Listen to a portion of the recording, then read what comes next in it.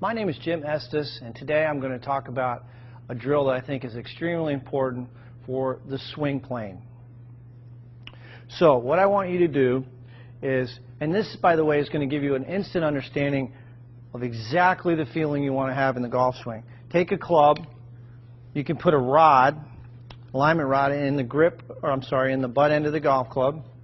Take the golf club, turn it like you're going to hold it, and then what I want you to do is take that club, put it right against your left hip, so you're holding both clubs here. Now you've got an alignment rod on the ground and a golf ball, and what I want you to do, getting into your good posture position, your weight over the arches, feel balanced. The insides of the heels are going to be about the width of your hips. Take a swing back, slow motion, and trace with that alignment rod the target line all the way up. The shaft should be parallel to your target line at the top, and then slowly coming down, trace the line. And do this in slow motion. Right into the impact position. So this is a great feedback tool, visual feedback tool for learning the proper swing plane. Go right to your impact position.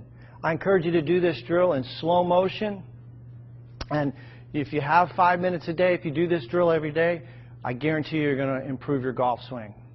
So again, I think you'll find this to be extremely helpful. JimEstesGolf.com if you have any questions. Doing this every single day. He plays on the Japanese tour, and I said, I've got 5 guys I've tested over 6 months. They've increased the length of their swing and their club head speed 3 to 5 miles an hour. And I said, he's good, but he doesn't hit it far for a tour player. He only carries it like 250. He wants to get. So I said, swing this every day. Then take your club, turn it upside down, swing that 50 times every day, and do it for 6 months. Well, he got his speed up to almost 110. He was 100. He was like me. I'm about 106. And so he got up to 110. That was 10 yards. 1 mile an hour is 2.5 yards. So he got 10 more yards. And all he did was this. He didn't even do anything. He didn't even hire a trainer or anything. He just did this every day. So then I thought, I wonder if this would work on the average person. So then because tour players aren't average people, guys that don't work out and all that. So then I gave it to this lady, right? And I didn't know if it was going to work or not. And I gave it to her, and I said, I knew she was a workout person, so I knew she would do it. Because most people don't do it at home anyway. So she did it, and she got 10 more yards. So I'm thinking, all right, well, maybe I'll buy these things.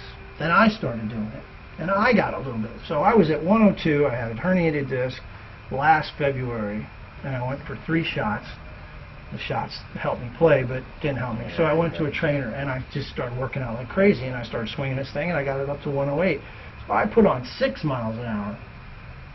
So well, anyway, I mean, I probably have a lot more to gain from something like that because I'm starting at 84 or whatever it is, 85, right? Right. So I got a lot more headroom than say exactly, you did. Exactly. So all I'm saying is you want to. And the reason why, look, I don't think all the things that I bought over the years work. But this thing works for 2 reasons. One, it gets you to feel that you can swing your arms farther back because that weighted ball and flexible shaft is momentum. It forces your arms back. The other thing I love about this is it creates lag. I mean, nobody gets the lag. People that cast or release early start their downswing with their hands and arms, but you don't do that anyway. But I'm just saying, when you swing this thing, you're going to create more length. And then I played with Funk in the senior PGA in a practice round, and he's got one in his bag.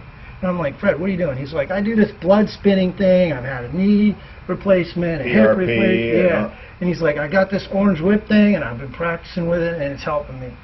And he was keeping it up with me. And he's 60 years old. And I was like, holy shit. So I was like, well, then I'm on to something because I told him I had these things, and I've been using them. So anyway, this is helpful. So now I want to take your swing without it. Okay. And see what it looks like. Because I haven't done any face-on views. But if you got the club back to where your hands are above your right shoulder. So they're getting close there, right? Yeah, that's good. All right, let's